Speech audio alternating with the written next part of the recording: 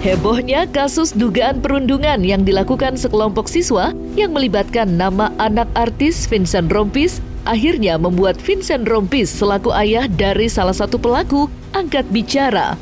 Menariknya, saat disinggung mengenai motif tindakan yang dilakukan anaknya oleh awak media, Vincent Rompis tampak tak menampilkan ekspresi marah atau kesal, meskipun anaknya itu telah melakukan tindakan yang tak elok. Ya, Vincent Rompis justru memberikan pernyataan-pernyataan yang cukup bijak dalam menghadapi kasus yang menyeret nama anaknya itu. Maka inilah 5 pernyataan bijak Vincent Rompis saat disinggung mengenai motif kasus anaknya versi Cumi Top 5.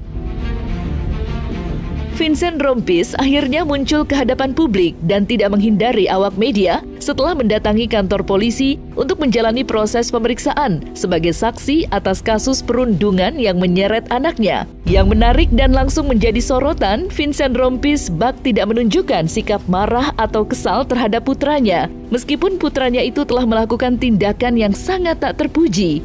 Lantas, seperti apa jawaban Vincent Rompis saat ditanya mengenai motif tindakan anaknya? Nanti kita lihat aja deh dari hasilnya seperti apa. Sekali lagi kami menghargai proses yang diambil dari Kapolres dan juga polisi. Itu kita belum tahu ya, masih proses juga. Saya nggak tahu, justru saya sudah tidak membuka sosial media sudah 1-2 minggu ini udah nggak buka sosial media.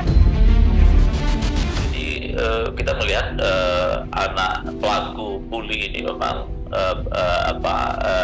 anak-anak yang minim apresiasi gitu ya, minim mendapatkan kehangatan, kemudian komunikasi yang terbaik gitu ya, dan berbagai macam kasus yang ditangani oleh KPAI kita menemukan fakta-fakta itu gitu ya.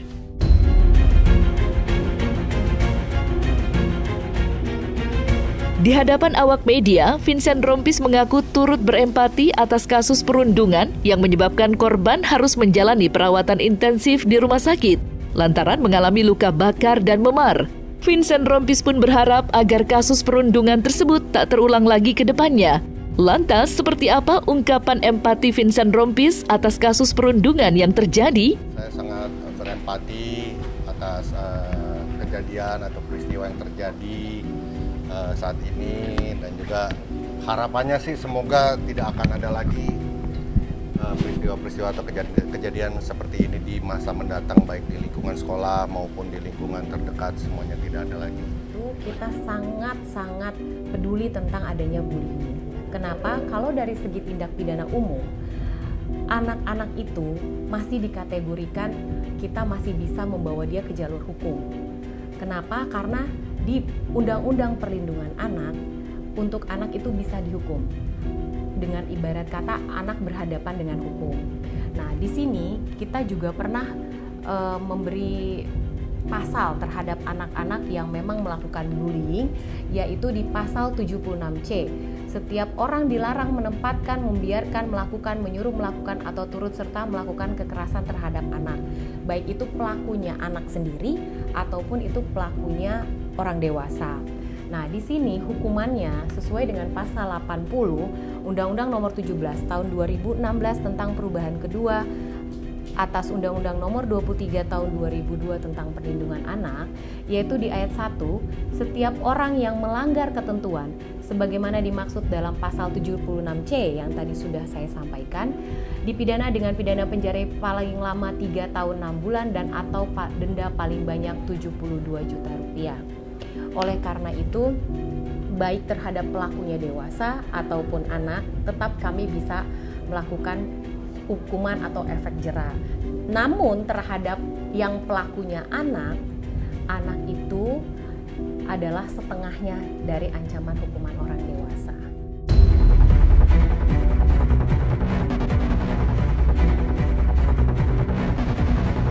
Meski korban telah melaporkan kasus perundungan ke pihak yang berwajib, Vincent Rompis berharap masalah tersebut bisa diselesaikan secara kekeluargaan. Vincent Rompis mengaku hingga saat ini dirinya masih berusaha untuk menghubungi keluarga korban, namun masih belum menemukan titik terang. Lantas, seperti apa usaha yang dilakukan Vincent Rompis demi berdamai dengan pihak yang dirugikan?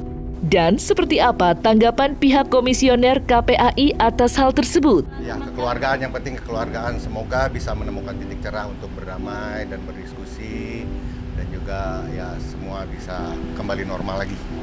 Saya masih berusaha untuk berkomunikasi dengan pihak pelapor. Dalam kasus ini kan ada anak korban kekerasan fisik psikis, kemudian ada anak berkonflik dengan hukum, sehingga kita akan memakai Undang-Undang Perlindungan Anak. Nah, dalam Undang-Undang Perlindungan Anak, baik anak korban kekerasan fisik ataupun anak berkonflik dengan hukum, itu satu di pasal 59 disebutkan prosesnya harus cepat, ya, karena anak-anak. Kemudian yang kedua juga harus ada pendampingan psikososial. Yang ketiga itu juga harus ada bantuan sosial, dan yang keempat ada perlindungan hukum. Nah, sehingga baik anak korban kekerasan fisik psikis, kemudian anak berkonflik dengan hukum pun juga demikian. Kita mensupport agar proses ini berjalan dengan cepat, biar penyelidikan segera tuntas, dan ada anak saksi juga ya di sekolah yang harus kita lindungi. Pasca melakukan pemeriksaan pada tempat kejadian perkara atau TKP, serta meminta kesaksian dari korban, pihak kepolisian diketahui juga telah melakukan pemanggilan terhadap para pelaku yang sudah melakukan perundungan tersebut. Ia dikarenakan para pelaku merupakan anak di bawah umur. Dalam pemanggilan yang dilakukan, pelaku wajib didampingi oleh orang tuanya. Vincent Rompis merupakan salah satu perwakilan orang tua dari pelaku yang baru saja menjalani pemeriksaan di kepolisian. Menurut Vincent Rompis, dirinya akan tetap kooperatif menjalani proses pemeriksaan, meskipun dirinya masih mengharapkan bisa melakukan upaya damai dengan pihak keluarga korban. Sangat kooperatif, dan kinerjanya saya sangat mengapresiasi dari kinerja dari teman-teman di kepolisian, di Polres Tangsel ini. Insya Allah berjalan lancar sih. Tadi jam 11 masuk, jam 11. Iya, masih saksi. Nggak tahu saya tadi berapa, saya nggak liatin berapa orangnya sih. Berarti terpisah sendiri gitu, Bang? Nggak tahu juga saya sih. Nggak ingat itu, kita nggak ingat. Saya nggak ingat sih berapa pertanyaannya. Tapi alhamdulillahnya lancar, semua sudah berjalan. Tadi juga ya lancar-lancar semua, dan Pak polisinya pada baik-baik semua. Perkembangan dari kasus perundungan yang terjadi di salah satu SMA swasta di wilayah hukum Polres Tangerang Selatan. Untuk hari ini, tim penyidik dari unit PPA Polres Tangerang Selatan telah memeriksa lebih kurang 8 orang saksi, didampingi oleh orang tua, PH, ada perwakilan dari Bapas, dan juga perwakilan dari pekerja sosial dari Dinsos.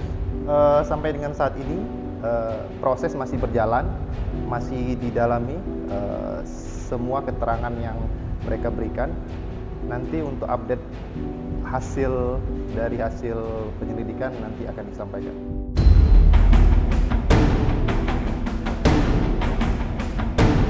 Terseretnya nama sang anak dalam kasus perundungan yang terjadi sontak membuat Vincent Rompis mendapatkan banyak cibiran dari netizen. Sebagaimana diketahui, Vincent Rompis merupakan publik figur yang seharusnya memberikan contoh yang baik, tak seperti pemberitaan yang heboh belakangan ini. Namun, menanggapi hal tersebut, Vincent Rompis tampak menghiraukan cibiran yang dilontarkan kepada dirinya maupun anaknya. Lantas, apa yang membuat Vincent Rompis enggan menanggapi cibiran netizen yang dialamatkan kepada dirinya? Tidak peduli apapun, yang saya pedulikan hanya saya ingin masalah ini cepat selesai. Semoga, ya terima kasih buat semua teman-teman yang udah mendoakan juga. Semoga sekali lagi saya masih membuka atau berusaha membuka pintu komunikasi dengan pelapor untuk biar semua ini masalah bisa diselesaikan secara baik. Kita hormati proses yang sudah berjalan. Kita tunggu dulu karena kan masih awal-awal sekali. Jadi ya kita tunggu dulu prosesnya, kita hormati, kita apresiasi teman-teman semua. Dari kepolisian juga sangat baik. Jadi mohon kerjasamanya teman-teman. Dalam situasi sekarang ini kan hal yang sangat mudah disalahkan itu kan anak ya. Dan tentu anak tidak bisa membela dirinya gitu ya. Dan sinilah peran KPAI untuk mengurai persoalan ini. Pertama, prinsipnya kekerasan itu tidak dibenarkan siapapun itu. Kemudian yang kedua, bagaimana komitmen negara terkait implementasi sekolah ramah anak gitu ya.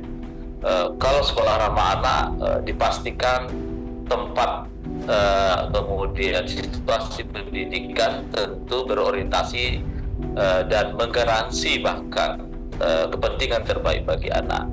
Pertanyaan saya adalah, adakah hari ini ya tempat ya katakanlah ketika anak beristirahat yang aman dan nyaman gitu ya? Kalau itu tidak tersedia ya tentu sekolah harus menyiapkan itu. Gitu.